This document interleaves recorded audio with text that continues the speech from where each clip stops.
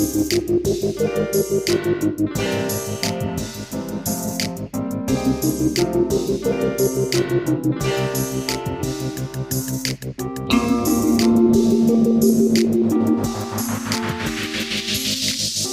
to the Mukilteo Football Show. My name is Miles. My name is Kirk. Our 8th and final division of the 2025 NFL previews. We're picking over-unders for the season. Is the NFC North. Yes, the most hyped division out of all of them. Really? And we're almost there.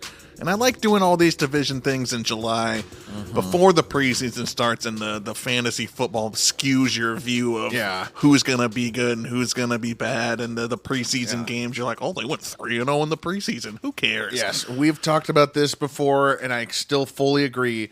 The worst time of NFL football is August 1st to August 31st. Yeah. It's a time where we start with chaos and just kind of like boredom. Yep. And everyone just talks and talks and talks so much to the point where on August 31st, you like have to have like the standard opinion. Like if you come in to like last year, August 31st, if you were just like, I think, trying to think of something that happened that was unique, but I think Jaden Daniels is going to be the rookie of the year. Everyone will be like, no. Like, no. Caleb Williams is going to be the rookie of the year. Like, people, it's just like... Bears have been getting it together. Yeah. Brock Purdy can be MVP. Yeah. Niners are going back to the Super Bowl. It doesn't matter about the Ayuk holdout. Stupid. There's so many narratives that get developed here. And eventually you hear them all through the whole month. But, all content to get you to just keep waiting. So let's review these preview these divisions. Right. Let's start with the Detroit Lions, who had a wonderful regular season, 15-2, an absolute dream year on offense, and a defense that started great, but unfortunately they were slowly, stretchered into the medical tents, picked off one by one, and eventually they just reached a point of attrition that they could not. When you got your second string cornerback that's on practice squad second string, out there guarding, and they're like they're relying on him if he gets hurt, and he's guarding Terry McLaurin. Yeah, like, oh boy. And at a certain point, which was the divisional round with the Commanders, they just couldn't do it anymore. Yeah. Even though Lions offense, put up a fight, it was a fun game, but it was bad, it was brutal, and it's kind of funny for Detroit fans who have always been the ones who mocked Green Bay and Minnesota, like, oh, things are so sad for you. Get to the playoffs and then lost. You lost in the divisional round. Boo hoo. I gotta think that Detroit understands a little bit more how Green Bay felt in 2014 when they lost the thriller to us in the Seahawks, kick, the onside kick and Jermaine Kearse, or how Minnesota felt multiple times across their history. Oh, I always think of that 09, that announcer from Minnesota. Yeah. You just throw the ball away. This isn't Detroit. Field goal. Does he say this isn't Detroit? He says this isn't Detroit. Wow. Well, now it kind of is. Yeah. Now it is Detroit. And I can always root for this team. Never been to a Super Bowl. One of 4 franchises that haven't. Yep. And out of the 4 that haven't, Texans, Jags, Browns, Lions, kind of up there on my list of teams I'm rooting for to finally make a Super Bowl. I'm rooting for them too, but I mean, I feel like the big question is, was that the peak? Was that the chance? 2022, the second half of 2022, where they got absolutely hot. Yep. The defense let them down. 2023, they were elite. Defense let them down. 2024, defense eventually let them down, but because of injuries. Yeah. Aaron Glenn got a head coaching job for some reason, but whatever. Check out our AFC East. Check out our AFC East episode. And, they lost more than just Aaron Glenn to the Jets, their defensive coordinator. They also lost Ben Johnson, their offensive coordinator. Yep. He's coaching the Bears. We'll be talking about him soon. And a total of 8 assistants. Yes. People have gone... There is you have success and people come snatching. Yeah, so it's Dan Campbell has got to kind of re-Campbellize. Re-Campbellize. He's got to regrow that kneecap. You got to think he can do it, but could there be some bumps in the road here? Like, I don't know. How are you feeling on Detroit? I haven't really talked about it. What's your vibe? I mean, I always hate it when you lose 2 coordinators Like both of them, like Philly did, like they lost 2 coordinators after going to a Super Bowl. Like that really hurt the flow of the team. Because then you kind of just keep running back the same old tricks. There's not like new development. It's like, oh, this worked. Yeah, I'm the coordinator. I'm going to play it safe. I'm going to do what we know. There's not like this innovation coming in. So that you're taking a step back. Yeah, that always concerns me. New offensive coordinator named John Morton. Been in the NFL for 23 years as a coach, apparently. Never heard of him. Yeah. Second year with the team, so he gets an upgrade. So he was, what was he doing before this? I'd never heard of this guy. That's why I'm so baffled he's been in the NFL for 23 years. Okay, so he was he was a pass game coordinator, last year with the Broncos. Okay, so he was Lions in 2022, then went to the Broncos last year. And now comes back. Okay, yeah. So okay. But before that, looks like he's never really been any kind of offensive coordinator. He was senior offensive assistant with the Raiders in 2019, 2021. He's offensive coordinator for the Jets in 2017. Ooh, that's not a good. That's the year before Darnold. Oh boy, he's got a lot of experience clearly with the offense, but he's he hasn't had this kind of hype around him, especially a 15-2 season who has Super Bowl aspirations. Yeah, so a lot of pressure on old Johnny. We'll see. It looks like pass game coordinator. He was with Dan Campbell for a little bit, but I mean, this offense also doesn't need too much. They had 2 wide receivers over 1,000 yards and 2 running backs over 1,000 yards. It's the first time that's ever been done in NFL history. They did it by week 17, so you can't even say it's the extra game. Right. And the offense has been, amazing for 3 years. They were number 1 offense last year. They've been top 5 last 3 years. Yep. And all that has been under the helm of Jared Goff. And as we have talked ad nauseum, the offensive line. Yes. But the offensive line is starting to show some cracks. This is my biggest worry. 3 strong years with that offensive line. This is my biggest worry. When they lost that guard. And their center, Frank Ragnow, retired. Big. Yep. So we're already a little wobbly. And I personally think that, you can't just take the stats of Jahmyr Gibbs and Amon-Ra St. Brown and Sam Laporta's stuff and all of Jared Goff stuff and just say, they'll be fine. I think you should be saying that was from the elite offensive line. Oh, yeah. So much of this was that offensive line. That's why Jared Goff's looking good. Because we've all seen Jared Goff under pressure. Exactly. And if we start to get Goff from the later stages of his Rams career or the early stages of his Lions career, or a lot of his career, to be frank. Texans game last year. Yeah. I am really worried. And I'm getting really hesitant about the Lions here. And I'm thinking, can the defense just be healthier and maybe counterbalance that? That seems to be the hope for me. That seems to be the path. Yeah. Dan Campbell finally turns us into the type of team you thought it was going to be when it was smash mouth, bite your kneecap stuff. A balanced team, Maybe they can do it. Because they lay the smackdown on some teams these last 2 years. So there hasn't really been a nice, sweet balance of defense, offense. Let's win closer games, just kind of things like that. So there's still a lot of situational things I haven't really seen with Detroit. There's been games here and there. I'm not just throwing them under the bus saying they've had cupcakes and then they've had bad losses. Yeah. But, there is this something about them that hasn't really been tested, I guess. I don't know. There's something about it. Well, and I don't know. You think the defense has gotten any better? It's make it more balanced? Out of every unit that we're about to talk about, we'll talk about the Vikings, Packers, and Bears. The Lions defense is the hardest one for me because it's I think we're still on the hype of last year. We didn't get to see the real defense play a whole season. So it's I think on paper it looks great. And if they could kind of stay healthy and keep that thing, Aiden Hutchinson, if his leg is okay and he's able to get back to what he was. Yeah. So that's my hope. And the over-under is 10.5. Okay. So that's pretty low for a team that was just 15-2. Right. That is not there are teams at 11.5, like we talked about. Oh yeah. And there are teams. I think the Bills are at 12.5. So yeah, they're everyone's expecting a little dip here. Vegas is expecting a little dip too. A little regress back to the mean type of stuff. Still got Gibbs. He's elite. I think it's his 3rd season, so he's going to go. But it doesn't mean anything if you don't have a good offensive line. But Montgomery's going to slow down a little bit. St. Brown's, without his coordinator. Williams, I'm still like, yeah. I'm going under. You're going under? Because all the stuff you just said will happen because the offensive line isn't as good. And because it's Detroit. Yeah. I will say... sorry, Detroit. Yeah, I think their defense got better because they lost Aaron Glenn. That would be hilarious. For some reason, Aaron Glenn is just on my crap list. I don't know why, and I hope he proves me wrong, but I just don't think he will. Well, he's a plumber who let the house flood 3 years in a row.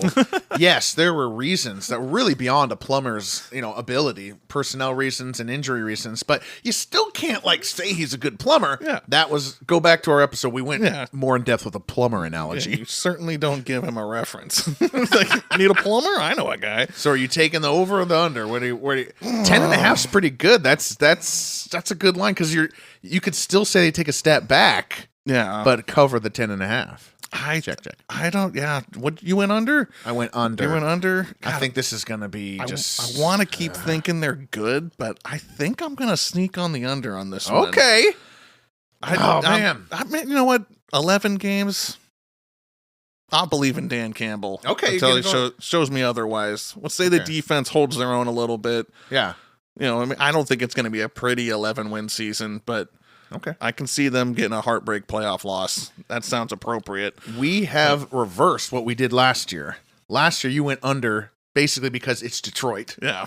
And I went over because it was the offensive line. I was like, I trust the offensive line. Now... I just want to root for Detroit. You're picking with your heart again. But I am worried that 3-year window, maybe they lost it. I think so. So maybe they can keep it afloat this year. Don't get as many injuries. Maybe that regresses to the mean a little bit. Tough division, like we're going to talk about. Yeah, the hope for me, the hope for proving me wrong would be the defense. In my opinion, I think the offense is for sure going to take a step back. All right. Yeah, but speaking of offenses taking a step back, the Minnesota Vikings. Oh, baby. 14-3. We saw Sam Darnold's competence, sustain a decent offense with Kevin O'Connell and Justin Jefferson and Brian Flores on defense. That was the talk of the season. Oh, yeah. When Minnesota was just flying around September and October. But the season ends the way that Vikings seasons end.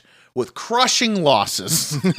First, they had a Sunday Night Football for the 1 seed against those Lions, and they just absolutely didn't show up, especially Sam Darnold. And then they had the wild card match with the Rams, where they were favored, and they didn't show up. Not at all. And they lost that game badly. Yeah, sacked 9 times in that game. Yeah, it was wasn't just Darnold, though it was Darnold, but not just Darnold. Yeah.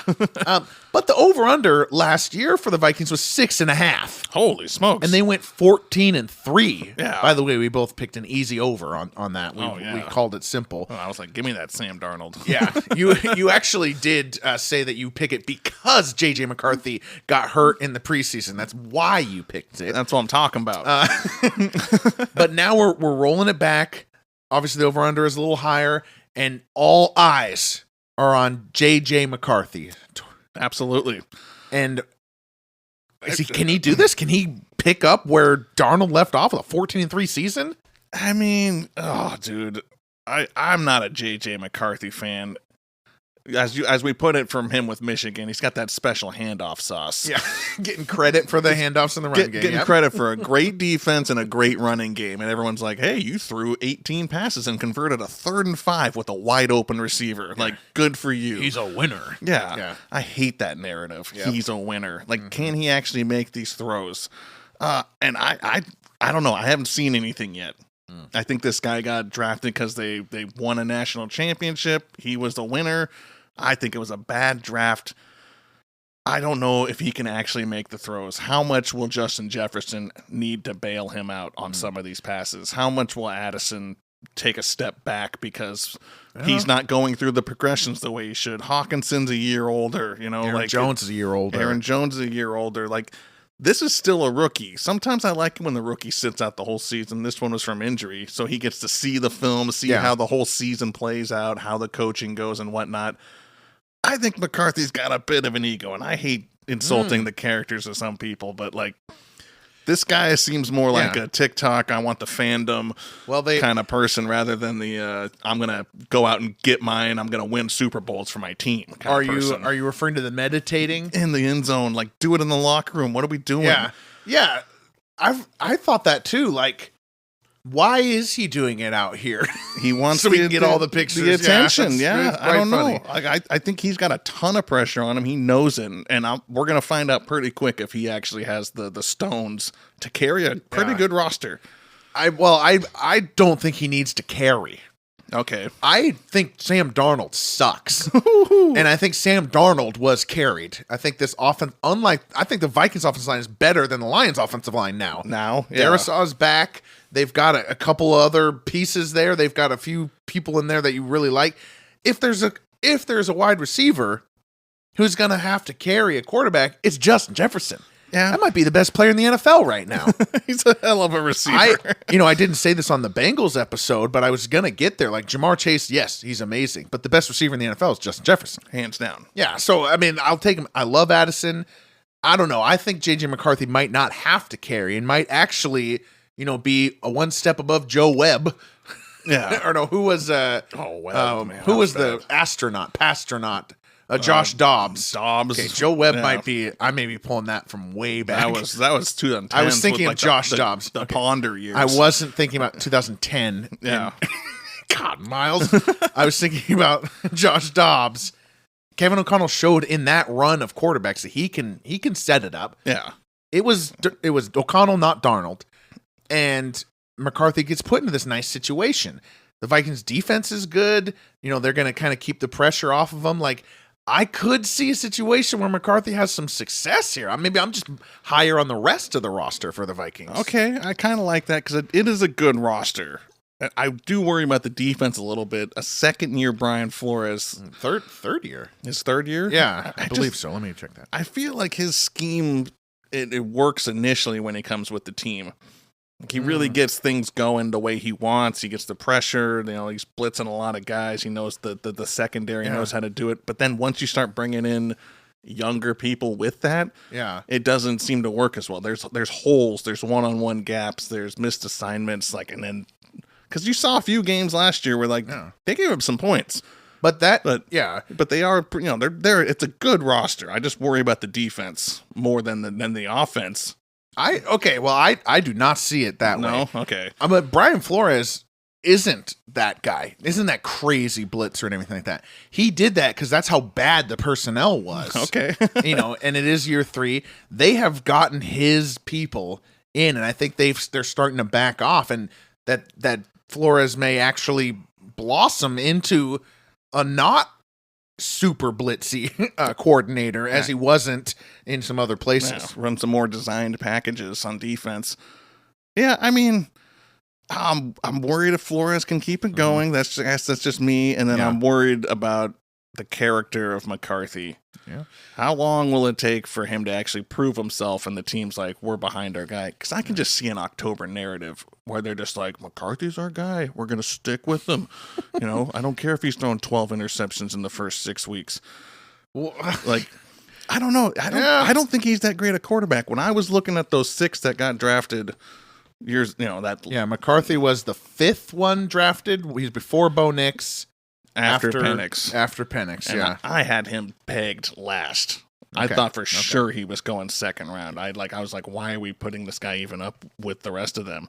I'm concerned with the quarterback, and I'm concerned the defense takes a slide because they can't really put up the early points like they did last year. Last year, they were a great first half football team. Yeah. Well, the over-under does take into account, quite a bit of a fall. They were 14-3 last year, yet the over-under this year is 9.5. Okay. So they're pretty dang low. I think it's pretty obvious I'm taking the over on this, I believe. Yeah. Yeah, what about you? 9.5. 9.5. I mean, I got to give my shout out to Kevin O'Connell. Great coach. This guy's fantastic. It's a shame. Proving it. Shame he hasn't won a postseason game yet. But it's early. Classic Vikings. We make the playoffs. We miss the playoffs. We make the playoffs. We miss the playoffs. We make the playoffs. We miss the playoffs. It's been going on for like decades. And so this is a missed playoff year. Yeah. J.J. McCarthy's got to take some lumps. Can't argue with that. He's taking some lumps. I'm going on the under, man. Okay. I'm going on the under. I'm I'm skeptical this year. I can't wait to hear some media hatred. That's surprising. Vikings. Yeah. Okay. Not a popular opinion, I don't think. Well, yeah, I would say you're on the. I don't know, J.J. McCarthy. We'll see. We shall see. Yeah, they still got to play the games, but I got the Kirk red flag. It's floating there. If we were responsible podcasters, truly giving the most unbiased and perfect analysis, the real analysis would be, let's wait and see how this season plays out. And that's why you tune in and listen to us. For us to tell you to watch the game. It will depend on what happens during the season. The team with the most points wins the game. Yeah, exactly. That's the responsible analysis. All right, let's go to Green Bay Packers. 11-6 last year. Feels really weird. This is one of the enigmas of the NFL. The Packers are seen as like the little brothers of the NFC North. Yeah. They were 1-5 in the NFC North, so that's a big part of it. They had a pretty lackluster wild card playoff game against the Eagles. Yeah. Love threw 3 interceptions. They just feel like they weren't there. But yet, at one point of the season, like Christmas, they were the hottest commodity that you could possibly think of. They destroyed the Seahawks on Sunday Night Football. They came on Christmas Eve and destroyed the Saints 34-0. Ooh, baby. I mean, at that point, when they beat the Saints 34-0, and they had done this to the Seahawks, they were contenders. People were talking about them like, well, here we go again. Yeah. This is what they did the year before. They got hot at the end. Nobody wants to see the Packers. And then they just lost 3 in a row. And they're gone. Yeah. And it's like, what could we possibly have with the Packers? And the narrative that has stayed is they're the little brothers, and last year wasn't as good as the year before. Yeah, I mean, and then even going back to the year before when they beat the Cowboys in that playoff game. A wonderful playoff game. Like that they came in as hot. They're the most like up and down bipolar media coverage on them. Yeah. Either they're fantastic.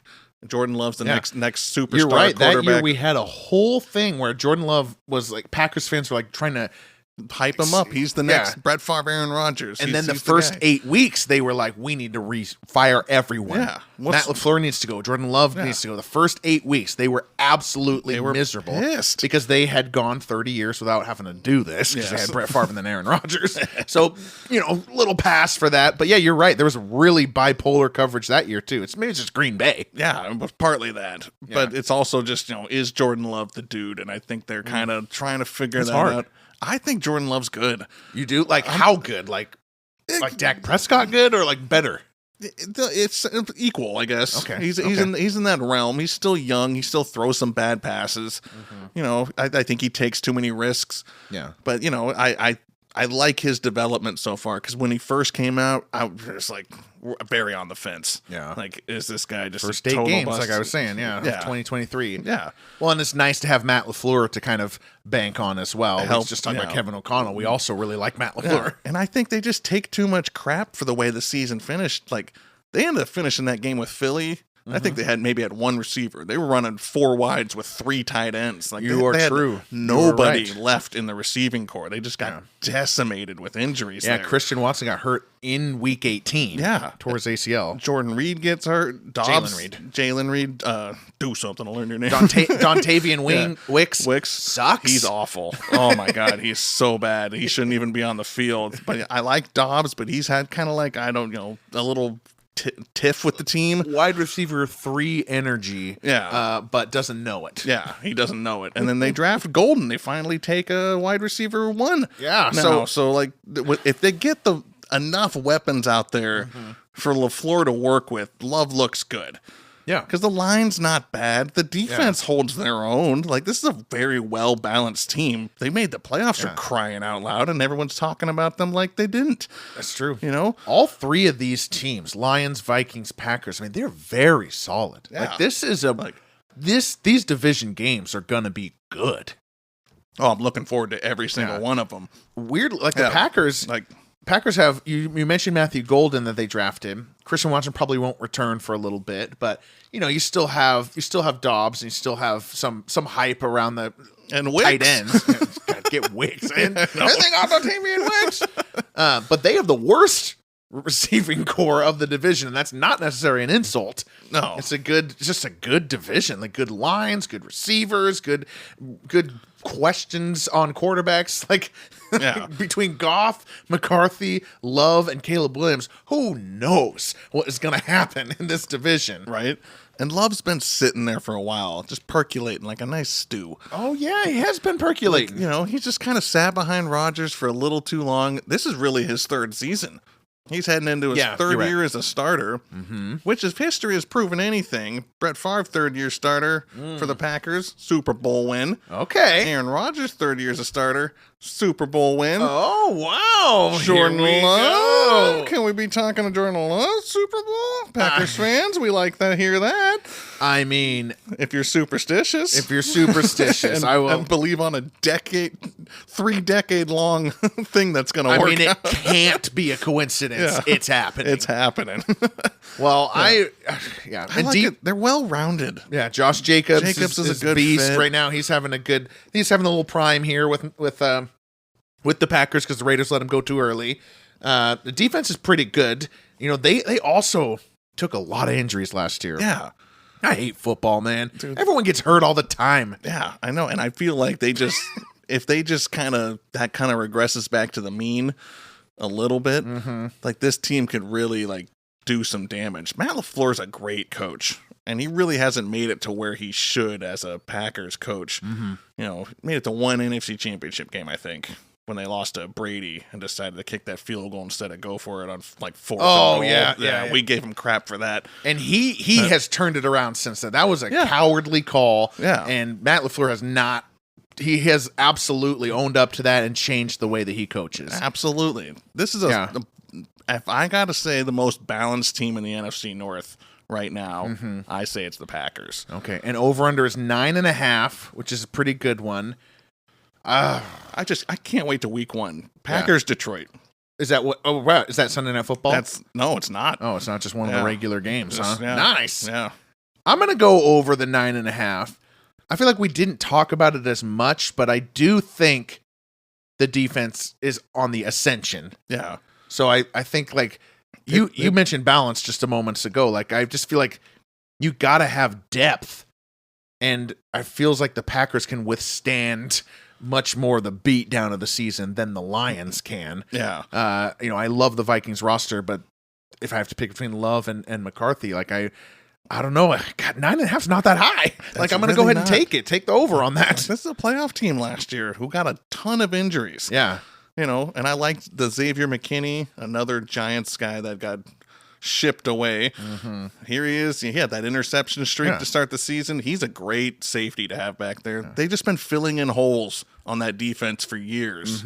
I think it comes together a little bit. Yeah, and they finally they did fire their defense coordinator, bring Halfley in last year, which seemed to get the right buzz from the right people, in the building and in the Green Bay fan base. So I'm in. I'm thinking Packers are good, and I hate that every blurb with the Packers starts with there was expectations last year, but they were 1-5 in the NFC North.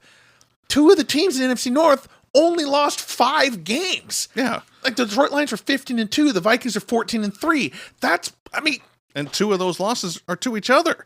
It's the Lions, the Vikings lost twice to the Lions. Thank you. Yeah. So it's give them a break there. They could have won some of those games, and we're rolling it back, and they could win. I'm in. To me, I'm in on the Packers. I am in as well. I think my praise is up there. I've already said Super Bowl or bust. No. Yeah. From the superstition, I like it. This one seems pretty easy to me. I could see the Packers being pretty dang good. Man, don't look now, but they've made the playoffs 4 of the last 5 years. It's so quiet sometimes in Green Bay. Well, they're just kind of a town that just wants to, go sleepy town. We're going to Green Bay this year. Going to Lambeau. Yeah, the McGilvery clan will be heading to Lambeau Field to watch the Bengals play. Yeah. They may be thinking, aren't you guys Seahawks fans? Yeah. We want to go to Lambeau Field, dude. Yeah. And I don't want to watch Sam Darnold in Lambeau.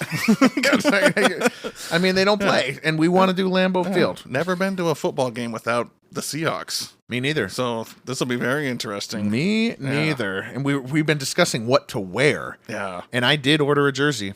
Did? I ordered a Packers jersey. Okay. Bart Starr. Ooh. I just went old school because I love the old Lombardi days. I thought about getting Nitschke. I thought about getting Reggie White. Oh, that would have been a good one. Yeah. I couldn't find a good Reggie White to If I decide to not go as a home fan, I might go Reggie White. Yeah? Oh, As nice. Dad would say Wedgie White. Wedgie White. Yeah. All right. Well, we'll let you know how that goes in week 6, folks. The big wedgie. All right. Now, unlike most divisions, which the fourth team has been kind of the one where we pick on, the Bears are so hyped. I mean, we're going to have to pick them apart rather than pick on them.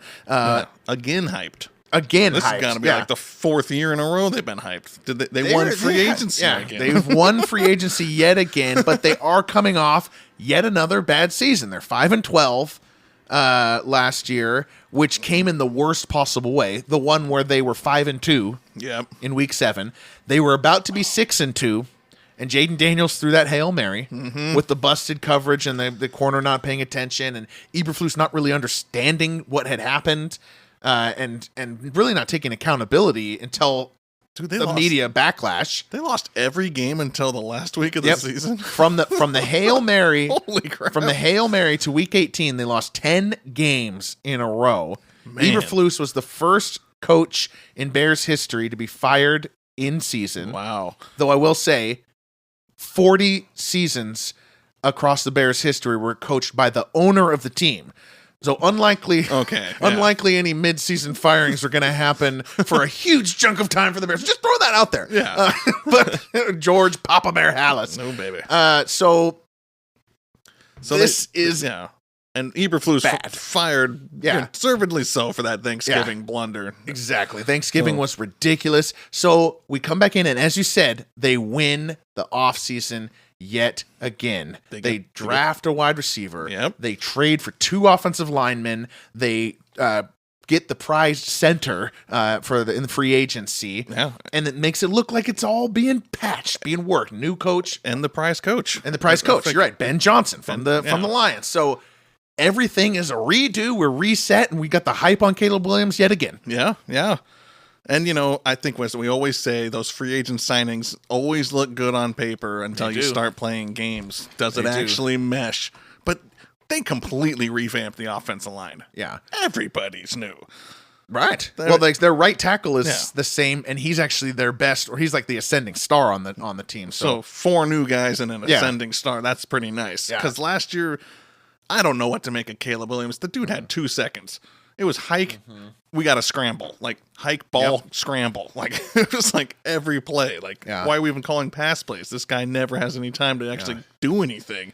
It was hard to get a read on him. Yeah, it was. And we had Shane Waldron as well, who he's so incompetent. We're Seahawks fans, so yes, some emotion is going to come out here. Why is Shane Waldron working in this field? Yeah. Why is Sean Waldron a football coach? No idea. He freaking sucks, man. And all the players know it. You see little snippets where they accidentally say something. Jensen Smith and Jigba said something. Caleb Williams in behind the scenes said, like, I knew it wasn't going to be good with Shane Waldron. Yeah. Like, the guy sucks. And it's good they got rid of him. Yeah, and they brought in an offensive-minded coach. Yeah, and a coach who, like you said, Ben Johnson was prized. He was the prized pig. Oh, yeah. Everybody that was hiring a coach wanted He Ben would have Johnson. been the prized pig the year before if he had chosen to enter. He gave 1 more to Detroit. Yeah, and people are just kind of looking at Ben Johnson, looking at DJ Moore, Roma Dunze, who was last year's first round pick from a wide receiver. They drafted another wide receiver in the first round, Colston Loveland. Yep. All this is salivating for an offensive mind. Oh yeah. Like I think people are pumped, and the offensive line improvements are what's kind of helping me. Oh yeah. Tooney from Kansas City, Jackson from the Rams, and then I forgot the centers from Atlanta. I just said he was a prized free agent center, right? Dahlman or something like that. Drew Dahlman. Drew Dahlman. Yeah. This is what you should be doing. And if Ben Johnson is going to succeed, he should probably try to have an elite offensive line again, because that's what worked in Detroit. Absolutely, and he wants to run all his little counter plays off of what is shown. To have that. He's a master at that, and I'm pretty sure he'll be out there calling the plays. I don't know that for sure, but if I was Ben Johnson, I'm calling the plays. Yeah, especially it's my job. It's like that's what I'm known for. I'm going for it. Well, we said it was hard to read, but like, what are your feelings on Caleb Williams, like as a quarterback? I mean, he's first overall. You would assume he's kind of got it. In college, I saw him make NFL throws. Like, it wasn't like, he was when the Pac-10 still existed, or Pac-12. Oh, yeah. He was, he was throwing it into windows, and I was like, that's an actual throw. It's not just this, random scramble around, do whatever. It seemed like more of like an NFL offense. So I had faith in him coming in. Now, I always worry when you have that first season where you're just hike scramble. Like, your mode of reading everything and going through progressions is tougher. And I'm hoping Ben Johnson knows how to fix that, because there's been a lot of quarterbacks who spend that first year on the run. They never bounce back. Right. Like, they never do it. And there's been a lot of them. I always think of Derek Carr with the Texans. David Carr. Well, Derek Carr too. So.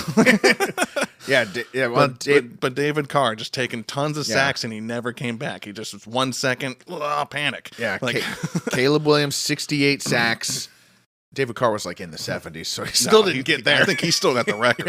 Yeah. I don't know. I'm not completely sold on Caleb Williams. I am a little worried about him watching film on himself last year. Like, what did you actually learn from that? Or or is Ben Johnson just come and go complete reset? Yeah. You had Eberflus and Shane Waldron. We ain't running things like that. Yeah, right. We got you the weapons. We getting you into the offensive line. We're putting up points. You just do what I'm telling you to do. You can beat Jared Goff. And I think Caleb Williams needs to find some inner drive. Okay. I think he underestimated the NFL. A little bit, yeah. I mean, he looked like the USC quarterback who was freaking fantastic, but he looked like that guy last year.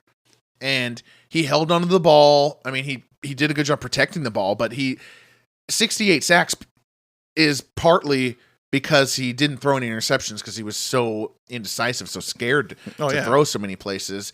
I think if he needs to take the league seriously and truly look within himself and improve. And that is an impossible question to answer. Or how am I going to know? Never met the guy. I am annoyed that his dad is in the news with his tell-all book. I love this narrative from you. What in the heck are we doing? It's his second year. Why do we have a tell-all book about Caleb Williams coming out in August, where everyone's just desperate and craving NFL news? Right. This might ruin his career. It's his second season. The media gets around, he's got to be focused on Odunze and Loveland and more. They got to be settled into football, and Caleb Williams going to be answering questions. There is already some stuff in this book. He didn't want to go to Chicago. He didn't want to do these things, different things. The dad is running things from behind, trying to be Archie Manning. Dude, okay, yeah. Archie Manning played in the league. Yeah. He's trying to be that guy. The agent from behind the scenes kind of thing. This is worrisome. I don't like that. I want Caleb Williams to come out and say, hey, Miles. This is him. We're calling you out specifically. Miles from the Mukilteo Football Show. I am looking within myself to be better and take this more seriously. And that's not even meant to say that he's a slacker or anything. All these guys are working harder than pretty much anyone we know. Oh yeah. But it's a league where it's super competitive. It's the best of the best of the best of the world. Oh yeah. And I think you gotta grind even more, dude. Because I kind of remember him preseason. He was super cocky. He's like, "Oh, I got this thing." Very cocky. Get used to that. Punter doesn't even need to punt. You punt. We got all these weapons. It's dude, you lost 10 games in a row. Yeah, but maybe the humble will be good. Yeah, he's got all the tools that he needs in front of him. Mm-hmm. I do like that the Bears kind of went all in with this. Yeah. They are they have put in the work on weapons and passing game and offensive line. We want a quarterback that can throw for 4,000 yards in a season, which we have never done. Yeah. We got to get it done. Right. So if this doesn't work, it's all on Caleb Williams. Right. I ain't blaming Ben Johnson. I ain't blaming any of the receivers. Maybe injury plagues, but that's possible with all teams. It's on Caleb Williams if this doesn't work this season. At this point, you start thinking bust. Yeah. If he doesn't get it together this year, it's kind of a bust. I agree. If you're going to flash superstar franchise potential, you don't go years without doing so. Yeah. This was kind of my hitch on Jordan Love. Like, I mean, you kind of are who you are, and I think he's going to be that guy. That's why I asked the Dak Prescott question. I feel like Jordan Love's about just a below or maybe above Dak Prescott. Yeah. But I'm not saying he's like guaranteed top 10 Jordan Love. Yeah. But he's like definitely above average. But Caleb Williams, we want him to be like the new Pat Mahomes. Yeah. Like the more athletic. That is the pedigree with which he was talked about at USC. They wanted what Jaden Daniels did last year. That's what they want. And the defense, well, we'll talk a little bit about, let's get the over-under out there here because we're at the 40-minute mark. Okay. 8.5. 8.5. Wow. Really? We are high. They were 8.5 last year. We both said under. Okay. We said we both didn't like Eberflus. Yeah. And we didn't like that they had rolled over Eberflus while drafting the number one because we knew he would get fired. Just don't do that. That's what they did with Trubisky as well. And they've done it again. They did it with Trubisky. They did it with Fields as well. They rolled over this incompetent staff. Shouldn't say incompetent. Like, I don't know, Matt Nagy and John Fox were incompetent. A staff that's on the hot seat. Yes, hot seat staff that didn't draft the guy. Yeah, so it was just bad. And they did it again. And here we are. Oh, man. 8.5. Back to 8.5. Won the free agency again. I do like Ben Johnson. I know we didn't talk defense too much, but they're basically rolling back what Eberflus built. So that group's still kind of together. So I kind of still have a little bit of faith in the defense coordinator, Dennis Allen. So Ben Johnson and Dennis Allen had no relationship before. He's just like, there's a really good defensive coordinator out there who, yes, fizzled as a head coach, but is clearly a good defensive coach. So good. That's a first good decision by Ben Johnson right there. That's a sign of a good. I think they're taking a page out of the Commanders thing, where it's like Dan Quinn, you do the defense, Kingsbury, you do the offense, and the kind of opposite. Johnson's doing the offense, and right. But I'm still saying under. Still saying under. I like the weapons. This is a super tough division. It wouldn't shock me to see them actually make a run this year, but it's the Caleb Williams concerns with me. I'm a complete 50-50 coin flip on him. Really? I don't know what to make of him. And I'm concerned with he had too much pressure last year. He wasn't going through progressions. So I can see a lot of hype. They're sitting around there and they win 8 games. Like, it's an improvement. Like, they're getting there. But also Ben Johnson first year as a head coach is always tough. He doesn't have the experience. So there's still some question marks. Maybe it just doesn't completely gel this year. But you can see the progress. An 8-win season sounds reasonable to me. Yeah. So and I would think that would be a success if I'm a Bears fan. Yeah, you're right. There's a lot to gel in this season. I mean, I'm not going to take our 32nd team of this preview and agree with you. Ooh. So I'm going over. Nice. And I'm saying Caleb Williams finds that inner drive. And I'm saying the offensive line improves. I'm saying just the fact that you don't have Shane Waldron is good. Okay. And this is mostly Shane Waldron. Dude, I do not understand the Shane Waldron thing. I feel like he got to work with Sean McVay for a little bit. Yeah. And people just blind. Yeah. Absolutely blind. So I'm gonna go over and it's Caleb Williams style. Okay. I feel like he's gonna be able to take those pieces and go. I'm into it. If it goes wrong, it's because maybe Ben Johnson is one of those coordinators, not head coaches. Yeah. That's always possible. We didn't talk about that, but that's always possible there. That is possible. All right, as long as he hires one of those personal assistant dudes. The game managers. I hate They're that. all 14 years old. They just play Madden. Yeah. They should be. I could do that job. Hire me. I'll game manage for you. No. Good Lord. You're too old. You have no idea how good these kids are in Madden. Oh. Unbelievable game management. All right, let's pick. I can call it. Who's winning the NFC North? I feel like this is the hardest division to pick, but like I said with the Packers, I think they're the most balanced. Okay. I think that they don't have too much hype behind them. I think that defense is pretty dang solid. There's not really that many question marks with the team besides, can we get the receivers all on the same board? Wow. So I mean, to You're me, going Packers? I'm going Packers. I kind of like it. I don't know. There's questions with the Lions. There's questions with the Vikings and McCarthy. There's questions with the Bears and will it meld? Packers don't have that. Packers are like, dude, let's finally have a great season. We keep being like the 7 seed. Let's go friggin' take this thing. The little brothers come up and punch. I don't know. I like that narrative for me. So I'm going Vikings. Vikings? Ooh. And is McCarthy getting hurt? It's not. They're bringing back Darnold? It's not a McCarthy pick necessarily. I think McCarthy does just as good as Darnold. He'll be fine. And I think that they actually improve in the run game and their offensive line. I can feel the roster for the Vikings has been bubbling up. And I feel like there's a 3-year window here. 2023 was really good. 2024 is great, or 24 is even better. 2025 is going to be great. Okay. All right. Packers, Vikings. We neither one of us pissed the Lions. Boy, sorry, Detroit. My name's Miles. I'm Kirk. A good night.